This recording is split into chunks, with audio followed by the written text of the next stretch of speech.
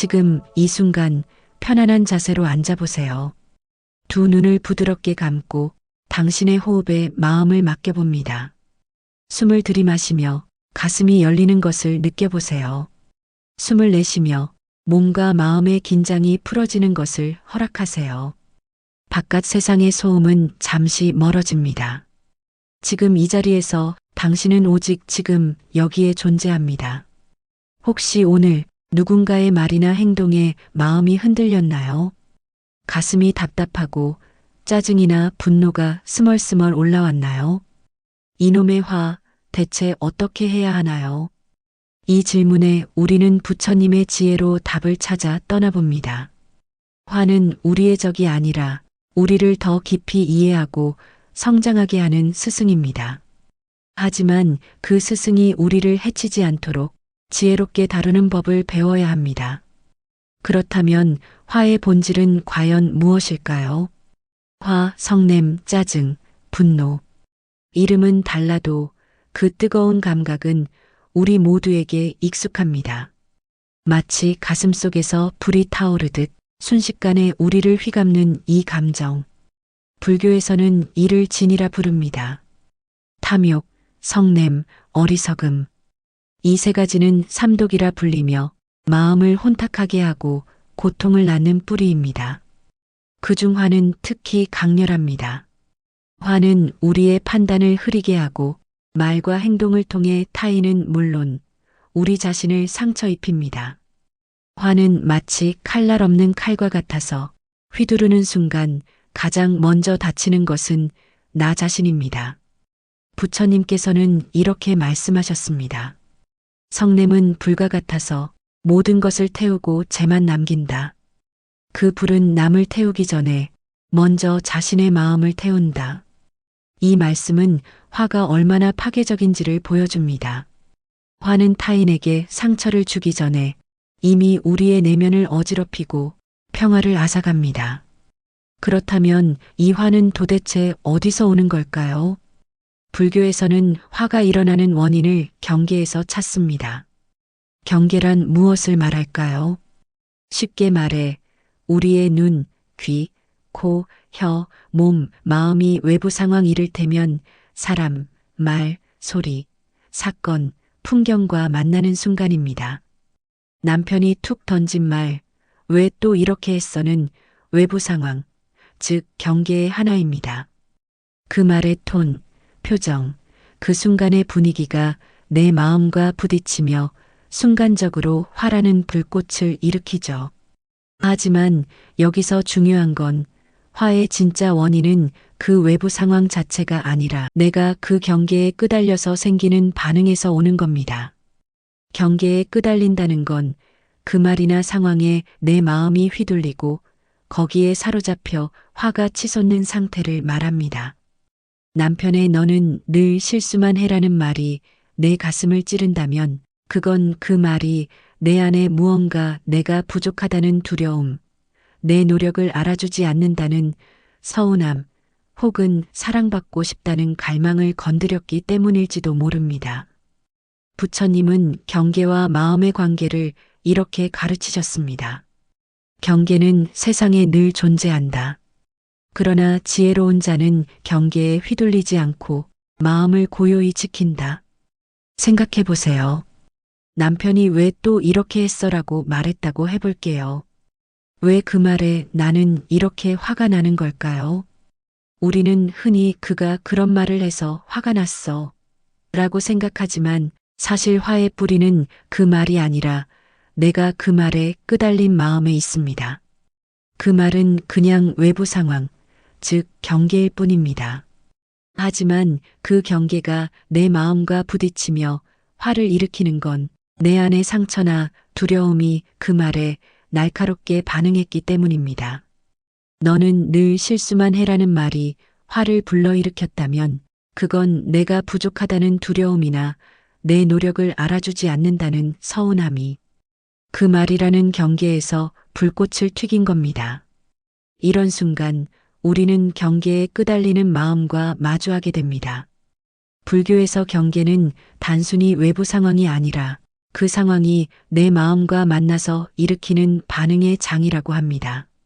화가 치밀 때 우리는 이제 이렇게 자문해야 합니다. 왜 나는 그의 말에 이토록 화가 나는 걸까? 그가 그런 말을 한 이유를 따지기보다 내가 왜 이 경계에 이렇게 끄달리는지를 들여다보는 겁니다.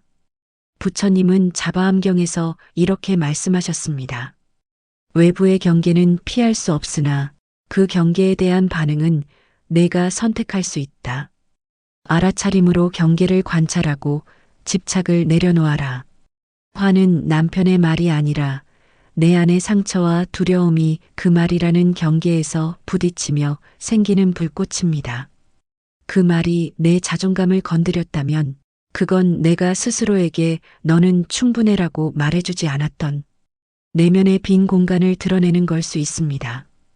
혹은 내가 완벽해야 한다는 압박, 인정받고 싶다는 갈망이 그 말에 민감하게 반응한 걸 수도 있죠. 이 경계에 끄달려 화를 내는 건 내 안의 그 상처나 두려움을 들여다보지 않고 외부 상황에만 마음을 빼앗긴 결과입니다. 이렇게 경계에 끄달린 마음을 계속 붙잡고 있으면 그 불은 상대방이 아닌 나를 먼저 태웁니다. 내 안의 평화를 잃고 마음은 불안과 혼란으로 가득 차게 됩니다. 심지어 상대방은 내가 화를 내고 있는지도 모를 수 있습니다. 그렇다면 그 화는 누구를 해치고 있는 걸까요? 바로 나 자신입니다. 하지만 이 경계를 알아차리고 내 마음을 들여다보면 화는 더 이상 적이 아니라 나를 성장시키는 스승이 됩니다. 왜 또 이렇게 했어? 라는 말에 화가 났다면 잠시 멈추고 이렇게 생각해 보세요. 이 말에 왜 이렇게 마음이 흔들릴까? 내가 두려워하는 건 뭘까? 내가 바라는 건 뭘까? 혹시 내가 나를 너무 엄격하게 판단하고 있지 않은가? 내가 원하는 건 상대방의 사과일까? 아니면 내 안의 상처를 보듬는 따뜻한 이해일까? 부처님은 또 이렇게 말씀하셨습니다. 마음이 경계에 따라 흔들릴 때 그 흔들림을 알아차리는 자는 이미 지혜의 길에 들어선 자이다. 화는 결국 내 안의 이야기를 드러내는 거울입니다. 그 거울을 들여다보며 내 안의 상처와 두려움을 자비로 보듬을 때 화는 더 이상 나를 태우지 못하게 됩니다.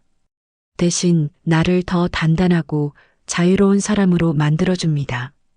하지만 부처님은 화를 억압하라고 하지는 않으셨습니다. 화는 자연스러운 감정입니다. 중요한 것은 화를 알아차리고 멈추고 지혜로 다스리는 것입니다. 이제 그 방법을 하나씩 배워보겠습니다. 옛날 한 마을에서 부처님께 한 남자가 다가왔습니다.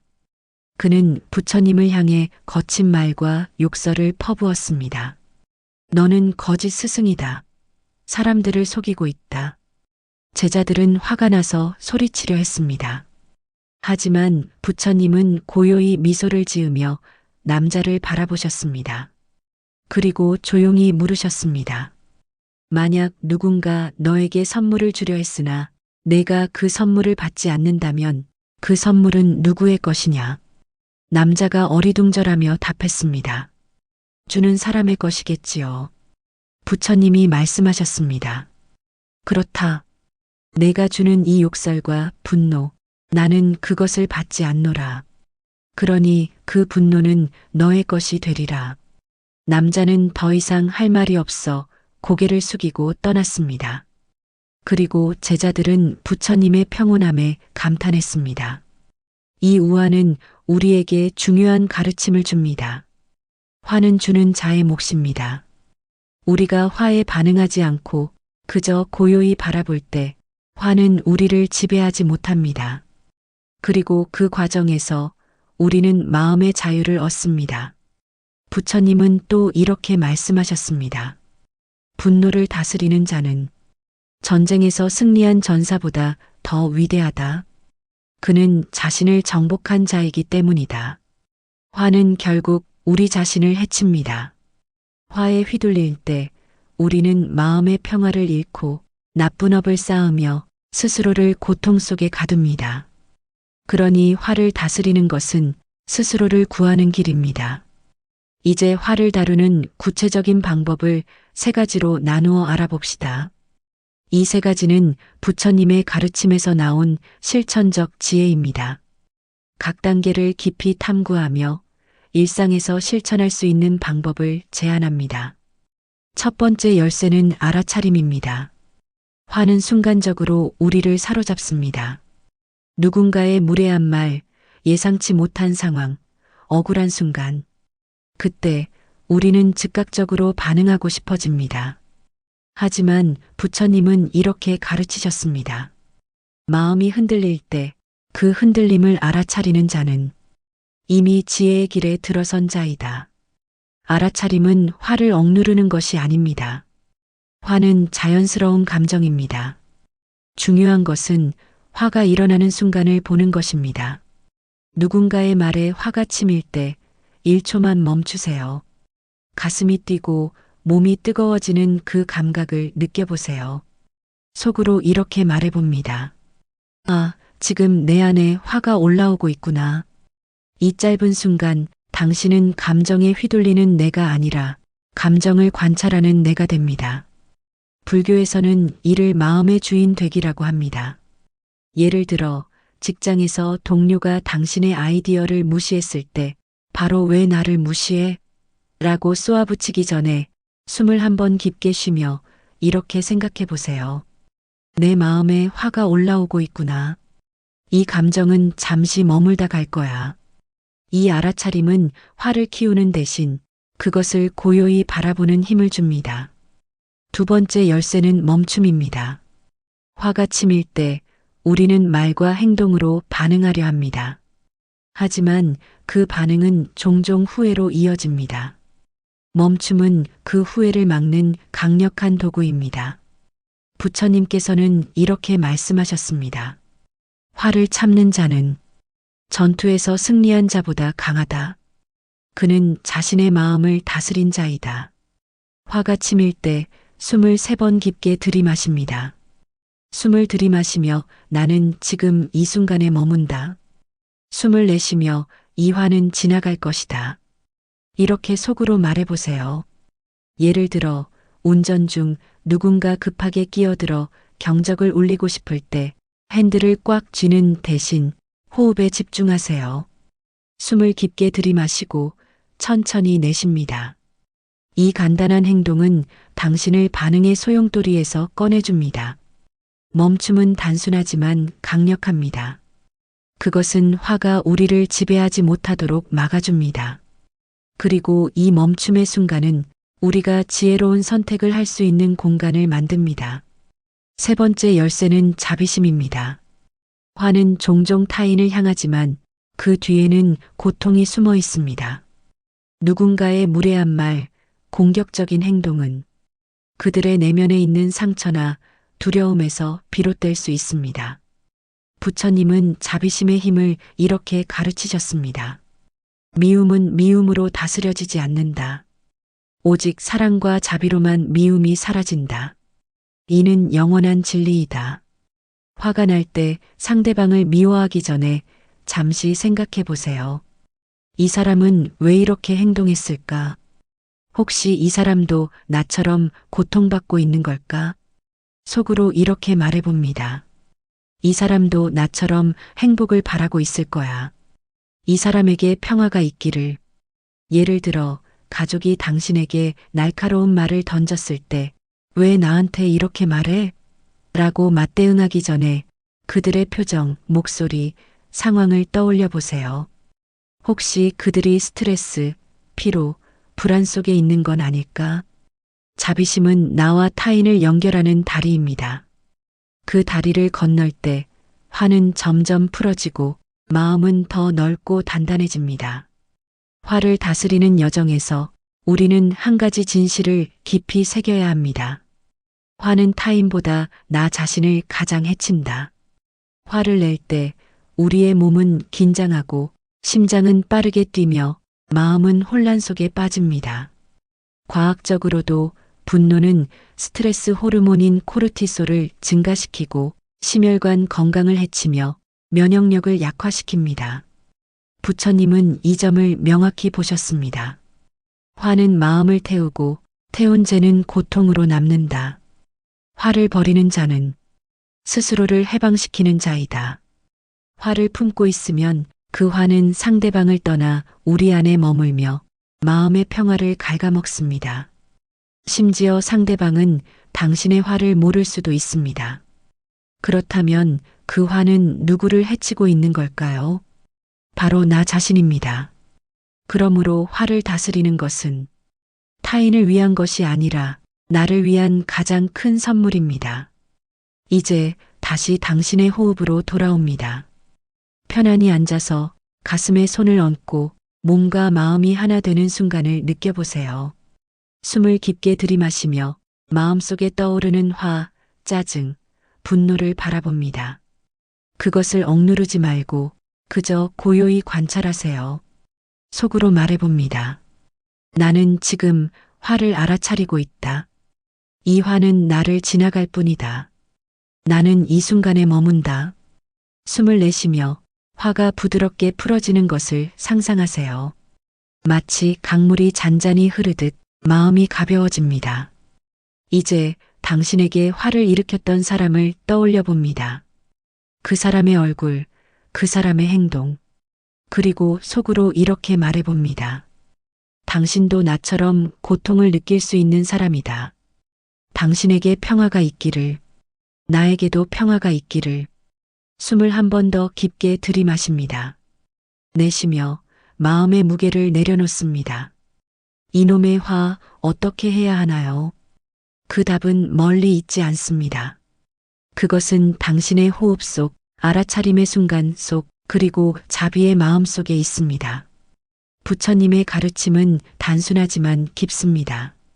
이제 화가 올라올 때는 그 화를 알아차리고 자신에게 이런 질문을 던져보세요. 그는 왜 내게 이런 말을 했을까가 아니라 왜 나는 그의 그 말에 이토록 화가 나는 걸까? 화를 다스리는 것은 자신을 사랑하는 일이고 타인을 이해하는 일이며 세상과 화해하는 길입니다. 마지막으로 부처님의 말씀으로 이 명상을 마무리합니다. 화를 버리고 미움을 버리고 마음의 평화를 얻은 자는 진정한 행복에 이른다. 이제 눈을 천천히 뜨세요. 당신의 마음은 조금 더 가볍고 조금 더 자유로워졌습니다. 이 평화를 일상 속에서 지켜가세요.